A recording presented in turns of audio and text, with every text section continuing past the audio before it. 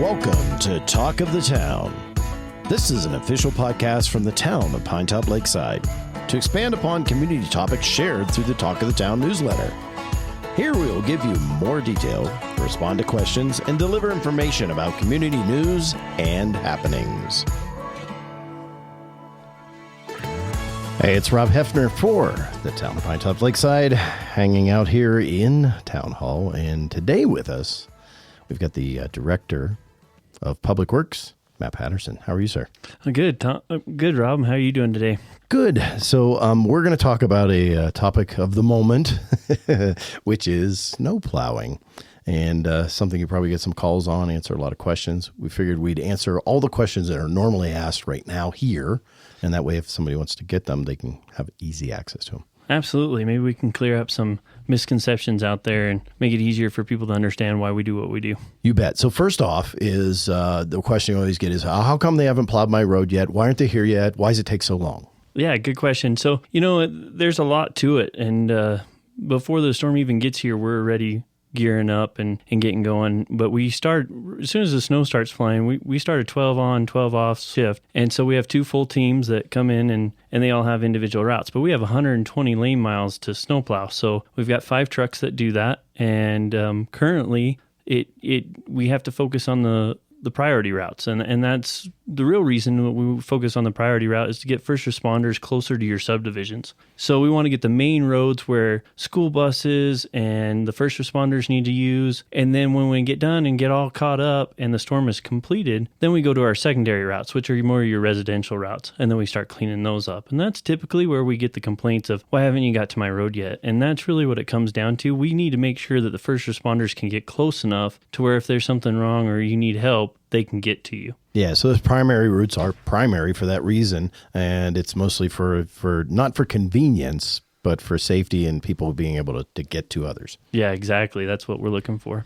Okay, now the big question is why can't drivers, and it says not leave berms? Well, why do they leave berms and in front of the driveway? I mean, it's usually, we all know it. As soon as we get done clearing our road, boom, here comes the snowplow, and it puts a berm in front of us. Well, why is that happening? Can't they just turn the blade the other way? Yeah, it's not that simple, Rob. So currently, what happens is as you're starting to push snow, that's a lot of material. So we can't push to the center of the road because that would be unsafe for other drivers. They wouldn't be able to cross over it. We'd have people stuck on it. It just cause a lot of issues. So we currently plow to the outside edge and we want to push the snow all the way off the road. And the reason that happens where, you're getting out there, you're moving that first berm is we have to come back and push the snow all the way off the road. We need to make it nice and wide so that if you meet a semi or if you meet a fire engine, you guys will both be able to pass without any issues. And we don't know. We don't know if there's people on the other side of the road that live there or not. A lot of times people say, well, my neighbor doesn't live there. We don't track that. And there's no way for us to be able to track that to know where to put the snow. Right. So we do the best we can to give everybody the same amount of snow on both sides of the road.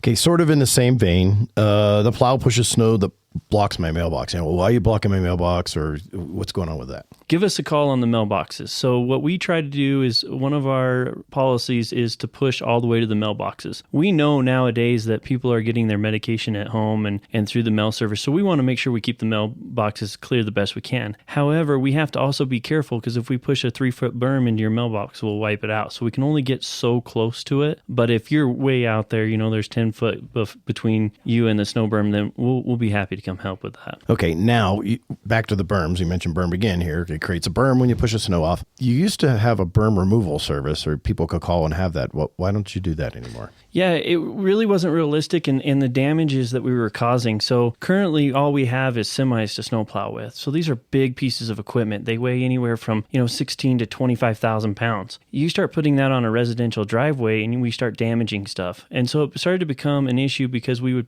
push the snow in the wrong way or people wouldn't like it. And there's just no way for us to keep up with all that information and say, okay, every driveway, we got to push the berm a little bit different here, a little bit different there. There's just no way to pull that off. Okay. Can you do more to help with the ice that's on the roadways in front of people's houses? Yeah, absolutely. If you have a real icy road and please call in, we got a lady in the office that answers the phones during snowstorms, and we can get some snow plows out there to put some cinders down, or we also use salt and a brine mixture. So in a really cold temperatures, we'll spray a brine down to help break up that ice, or we'll put down salt or a brine before the storm to help with the ice as well. Okay, now let's talk about the sort of the vein of most existence of snowplow drivers. It's the cul-de-sac. Why can't you do, what's the deal with the cul-de-sacs? Why do you end up, why are they a mess? Yeah, so cul-de-sacs are very difficult. Here again, we're running with 6-wheel dump trucks and the trucks are probably about 30 to 40 foot long, complete with a snowplow. And so they just can't make those corners and it's really hard for them to push. So what we do is we try to get in there and get it open enough to where the people in the cul-de-sac can get out if need be. And then what we'll do is after the storm's over, we go back and clean up every cul-de-sac. And that's where we get a lot of people upset at us with pushing the berm back towards them because they've cleaned it out and now they got another berm in front of them. But that's just the way it is with those cul-de-sacs. Okay, finally, the vehicles that are parked in the roadway. Now, we have a sign up in front of Town Hall telling people, from November 1st through April 1st, when it snows, you can't park on the roadways. And at night,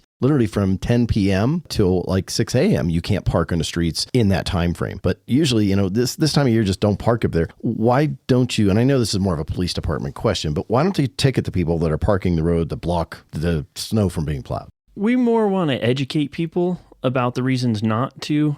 So currently what we do is when we come by, we'll actually honk our loud air horns at them when they leave their car in the middle of the road, and I'm sure their neighbors don't like that either. But what we need them to do is move out of the way so we can plow it all the way off the road, and then they're only dealing with one berm. It's funny because they always park their car right next to their driveway, and we end up leaving 2 berms there. Ugh. And then they move their car, and then we push the berm right back into their driveway, so they've actually made more work for themselves by doing that. And they're trying to, I think what most people are doing is thinking that if they park out there, we won't leave them a berm. Well, no, we still push to that side of the road so that there's going to be a berm around their car. So what we try to do with the officers is we have them come out and they'll go knock on the door and talk to the person and give them an opportunity to move it. Even though we have the authority to tow it, we're trying to work with the people so they'll learn, you just got to give us a little space and we'll get this cleaned up. The more space you give us, the faster at the beginning of the storm, the faster we can clean up these roads. So if they're hearing honking, it's not just because you're saying hi going by, it's somebody's got a car out there. Yep, that's exactly what we honk for. That's the only reason we honk, and that's just to let them know, hey, we've called dispatch, you need to move your car. Okay, Director Patterson, anything else that you want people to know about snow removal? I would say the one thing that really